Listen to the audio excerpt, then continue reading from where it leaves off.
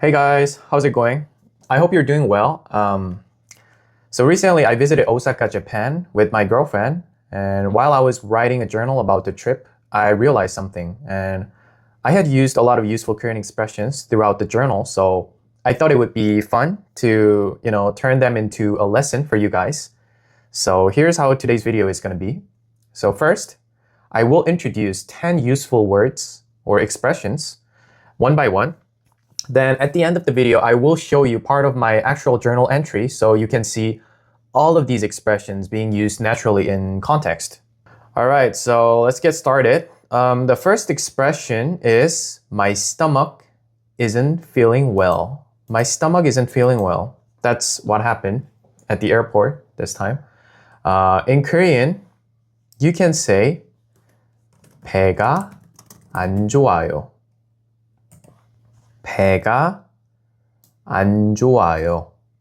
So the word 배 has several meanings. It can mean like stomach in this context, or it can even mean pear, or even a boat. So it depends on the context. Here, of course, it means stomach. So 배가 means my stomach, or simply just the stomach as the subject. And 안 좋다, 안 좋아요. 안 좋다 literally means to not be good. So together, 배가 안 좋아요 means my stomach isn't feeling well. So if you're talking to a close friend, you can simply say 배가 안 좋아.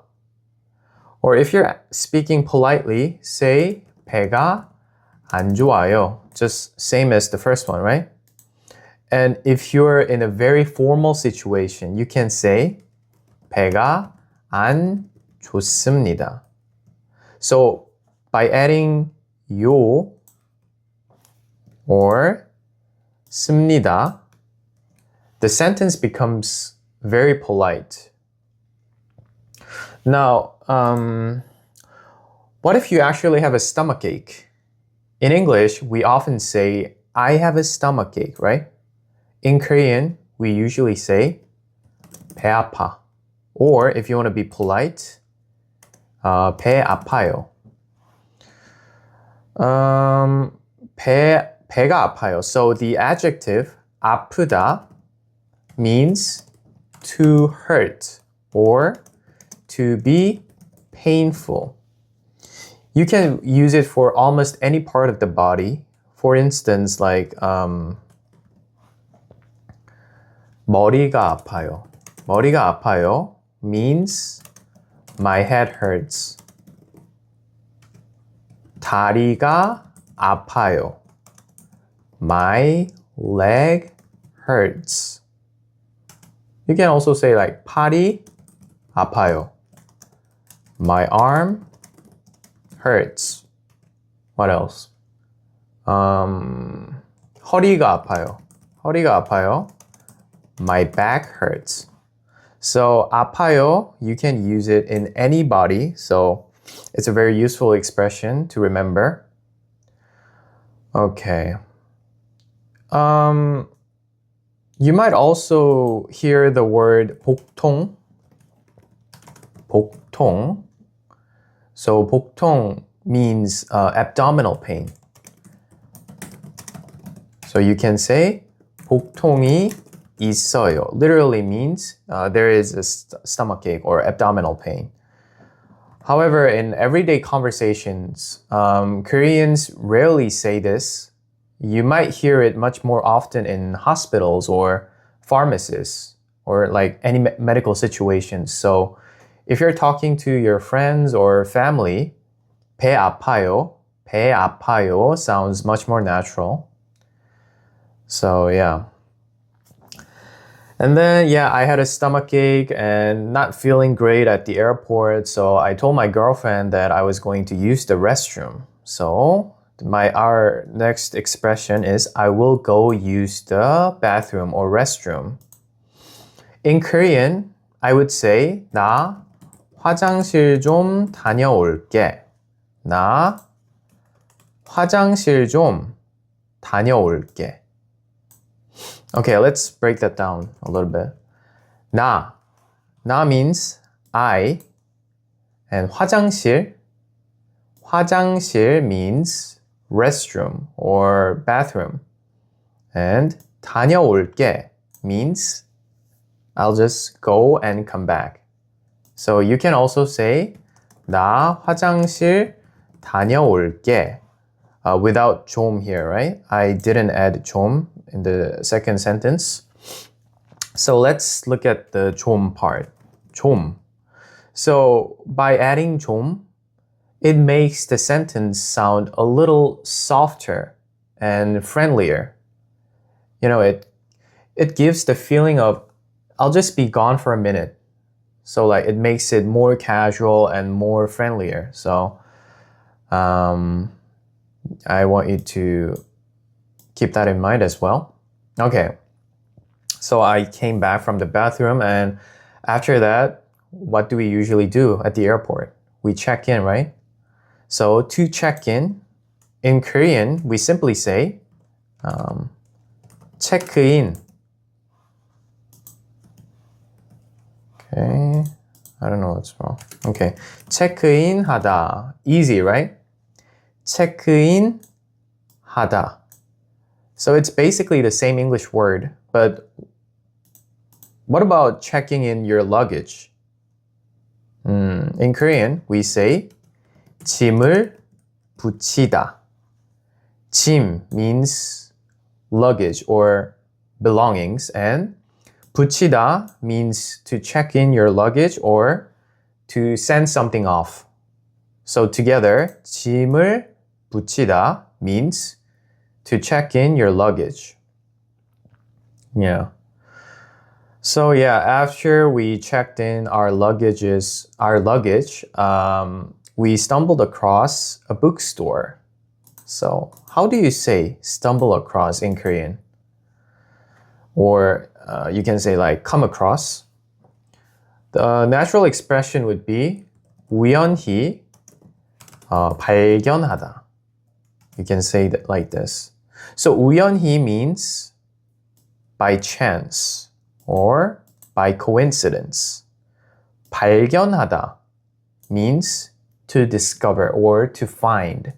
So together it means to stumble across or to come across or like to discover like something by chance. So yeah. So we went into the bookstore, and while we were browsing the bookstore, one title caught my girlfriend's eye. Okay, so how can you say this? To catch someone's eye. In Korean, we say 눈에 띄다. Literally, 눈 means your eye, and 띄다 means to stand out or like to catch someone's attention. So 눈에 띄다 becomes to catch someone's eye. Okay, I think you should keep this in mind also. One pronunciation tip. Many learners and even some native Koreans accidentally pronounce 띄다 like 뛰다. It's very different. 띄다 and 뛰다. So the standard pronunciation for 띄다, this one, is very similar with 띄다. So in terms of pronunciation, 띄다 and 띄다 they're basically the same. So I don't want you to make a mistake by saying like 뛰다 like this because it's pronounced 띄다. All right. Now, we were in the bookstore and like I told you, we were browsing books, right? So in Korean, to browse books, you can say 책 구경하다. 책 구경하다. So 구경하다. 책 means book and 구경하다 means to just look around or to browse or to look at something for fun. So like very casually.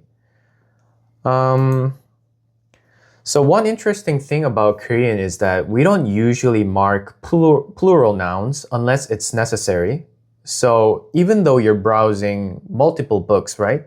There is not just one book. But even though it's like that, we naturally say 책 구경하다 instead of 책들을 구경하다. Because 책들을, in order to make books, multiple books, you need to use 책들을. But we don't usually say like this in our daily conversation. We just say 책 구경하다. So the second one isn't wrong, but it just sounds not natural in everyday conversation. Okay, so this one doesn't sound natural. So, okay. Anyway, my girlfriend ended up buying me a copy of Outliers by Malcolm Gladwell. And so yeah, it was a gift. I'm still enjoying the book. So yeah. Now we're on the plane and I'm reading the book she bought me and occasionally looking out the window. So to look out the window. How can you say this in Korean? In Korean, you can simply say 창밖을 보다. 창밖을 보다. So, 창밖. 창밖 means outside the window. And 보다 means to look or like to see, right? So together, two things combined. 창밖을 보다 means to look out the window. So yeah, as I'm looking at the ocean and the clouds through the window, I'm just staring absent-mindedly. So to stare absent-mindedly. How can you say this in Korean? A great Korean expression here is 멍하니 보다. 멍하니 보다. We already covered this one, 보다. 보다 is to look at or to see, right? 멍하니. So I think you may have heard this expression, 멍 때리다. 멍 때리다. And it means to zone out or to like blank out or to do nothing, like just staring into space. So 멍 has that connotation. So 멍하니 보다 means to stare absent-mindedly.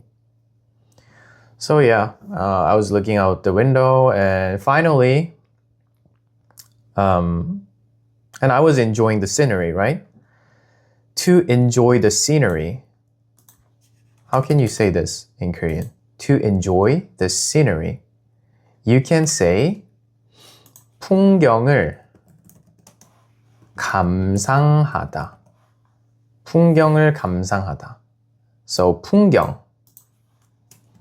풍경 means scenery. And 감상하다 means to appreciate or to enjoy thoughtfully. So it's a little stronger than simply watching or listening. For example, you can say like 노래를 감상하다. 노래를 감상하다.